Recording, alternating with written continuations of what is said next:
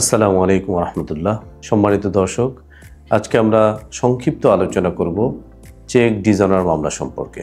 কোনো ব্যক্তি যদি কাউকে চেক দেয়, চেকে যে তারিখ উল্লেখ করবে সেই তারিখের পরবর্তী 6 মাসের মধ্যে সেই চেকটি ব্যাংকে উপস্থাপন করে যদি ব্যাংকে টাকা পাওয়া না যায়, তখন চেকটি ডিজঅনার হয়েছে বলে ধরে নেওয়া হবে। যে তারিখে ডিজঅনার হলো সেই তারিখের পরবর্তী 30 দিনের মধ্যে সংশ্লিষ্ট ব্যক্তিকে লিগ্যাল নোটিশ প্রেরণ করতে হবে। যদি সেই ব্যক্তি লিগ্যাল নোটিশ পেয়ে থাকেন, তাহলে নোটিশ প্রাপ্তির পরবর্তী 30 দিন অতিবাহিত হওয়ার পরে, অর্থাৎ 30 দিন তাকে সময় দিয়ে পরবর্তী 30 দিনের মধ্যে চেক ডিজঅনার মামলা করতে হয়। আর যদি নোটিশ দাতা নোটিশ যাকে প্রেরণ করলেন তাকে পাওয়া না যায় অথবা নোটিশ গ্রহণ না করে, তাহলে যে তারিখে নোটিশ প্রেরণ করেছেন সে তারিখ থেকে 30 দিন পার হওয়ার পর পরবর্তী 30 দিনের মধ্যে চেক ডিজঅনার মামলা করতে হবে। চেক ডিজঅনার মামলাটি করতে হয় 1881 সালের নেগোশিয়েবল ইনস্ট্রুমেন্ট অ্যাক্ট, এটার 138 ধারায়। যদি কোম্পানি সংশ্লিষ্ট থাকে তখন 138 ধারার সাথে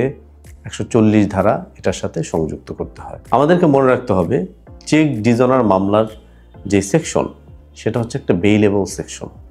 সে কারণে যখনই আসামি বিজ্ঞ আদালতে হাজির হবে, তখন আসামি জামিন পাওয়ার অধিকার নিয়ে হাজির হবে, অর্থাৎ আসামি হাজির হলে সাধারণত আদালত তাকে জামিন দিয়ে দিবে। চেক ডিজঅনার মামলাটি করতে হয় চিফ জুডিশিয়াল ম্যাজিস্ট্রেট আদালতে, অর্থাৎ জুডিশিয়াল ম্যাজিস্ট্রেট কোর্ট অথবা চিফ মেট্রোপলিটন ম্যাজিস্ট্রেট আদালতে, অর্থাৎ মেট্রোপলিটন কোর্টে। কয়েকটি ধাপে মামলাটির কার্যক্রম শেষ হবে। সর্বপ্রথম যে তারিখে মামলাটি করা হয় সেই তারিখে আদালত আসামির উপরে সমন জারি করতে পারে। যদি সমনের যে ধার্য তারিখ থাকে সে তারিখে আসামি হাজির না হয়, তখন বিজ্ঞ আদালত আসামির প্রতি গ্রেফতারি পরোয়ানা জারি করে।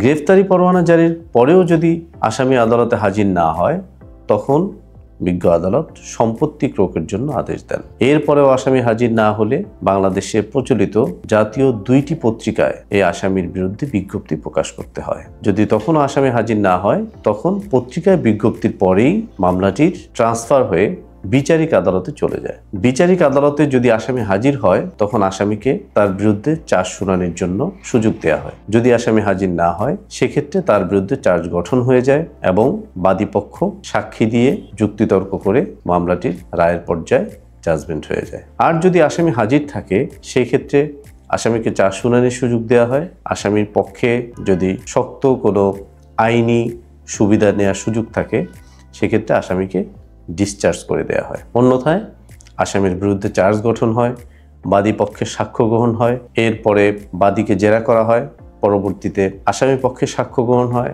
আসামিকে তার বক্তব্য প্রদানের সুযোগ দেওয়া হয়, তার কি কি দলিল আছে সেগুলো উপস্থাপনের সুযোগ দিয়ে আর্গুমেন্টের পরে জাজমেন্টের মাধ্যমে মামলাটির কার্যক্রম শেষ হয়। সাধারণত চেক ডিজঅনার মামলায় সর্বোচ্চ 1 বছর পর্যন্ত শাস্তির বিধান রয়েছে। এছাড়াও চেকে যেই টাকার পরিমাণ উল্লেখ রয়েছে তার 3 গুণ পর্যন্ত বিজ্ঞ আদালত তাকে পানিশমেন্ট দিতে পারেন। অর্থাৎ কারো যদি 10 লক্ষ টাকার চেক নিয়ে মামলা হয়, সেক্ষেত্রে আদালত তার 3 গুণ পর্যন্ত টাকা জরিমানা হিসেবে ধার্য করতে পারেন। পরবর্তীতে আসামি যদি মনে করে যে তিনি আদালত যে রায় প্রদান করেছেন তার প্রতি সন্তুষ্ট নয়, তিনি যদি সংক্ষুব্ধ হন, সেক্ষেত্রে তিনি চেকে যেই টাকাটা উল্লেখ রয়েছে, চেকে উল্লেখিত টাকার 50%, অর্থাৎ 10 লাখ টাকা উল্লেখ থাকলে তার ঠিক অর্ধেক 5 লক্ষ টাকা ব্যাংকে জমা দিয়ে আপিল করতে পারবেন। কিছুদিন পূর্বে চেক ডিজঅনার মামলায় কিছু আপিল মহানগর দায়রা জজ আদালতে হতো এবং কিছু আপিল হাইকোর্টে হতো।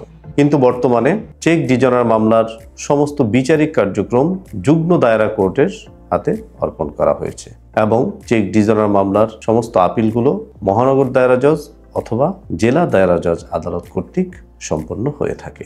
যদি কেউ চেকের যে তারিখ উল্লেখ রয়েছে সে তারিখের পরবর্তী 6 মাসের মধ্যে চেক ডিজঅনার না করেন, অথবা ডিজঅনার করার পরবর্তী যেই তামাদিগুলো রয়েছে, যে সময়সীমাগুলো রয়েছে লিগ্যাল নোটিশ প্রেরণ করার এবং মামলা মোকদ্দমা দায়ের করার, যদি সেই নির্ধারিত সময়ের মধ্যে মামলা মোকদ্দমা করতে না পারেন, এরপরেও চেক নিয়ে প্রতারণার মামলা করার সুযোগ রয়েছে।